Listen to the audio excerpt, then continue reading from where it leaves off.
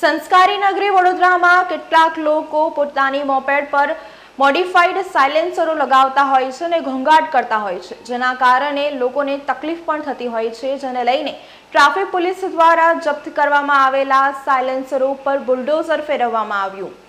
સંસ્કારી નગરીની અંદર કેટલાક લોકો પોતાની બાઇક ઉપર મોડિફાઈડ સાયલેન્સર લગાવીને ઘોંઘાટ કરતા હોય છે। હાલમાં વડોદરા ટ્રાફિક પોલીસે સપાટો બોલાવ્યો હતો અને મોડિફાઈડ કરેલા બાઇકોના સાયલેન્સરો જપ્ત કર્યા હતા।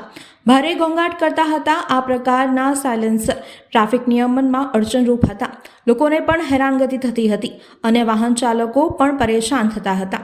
પોલીસ વિભાગ દ્વારા આ પ્રકારના વાહન ચાલકો માટે ખાસ ડ્રાઈવ યોજી હતી।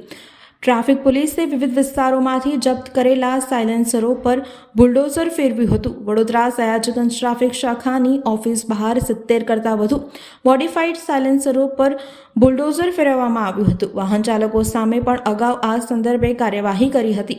પોલીસે કરેલ કાર્યવાહીને લોકોએ પણ વખાણી હતી। હજુ પણ જો કોઈ આવા સાયલેન્સર લગાવી ફરી રહ્યા છે તો તેમની સામે પણ કાર્યવાહી કરવામાં આવશે તેવી ઈચ્છા વ્યક્ત કરી હતી। Noise is more than just a nuisance, એકલું ન્યુસન્સ નથી પણ એનાથી પણ વધારે છે।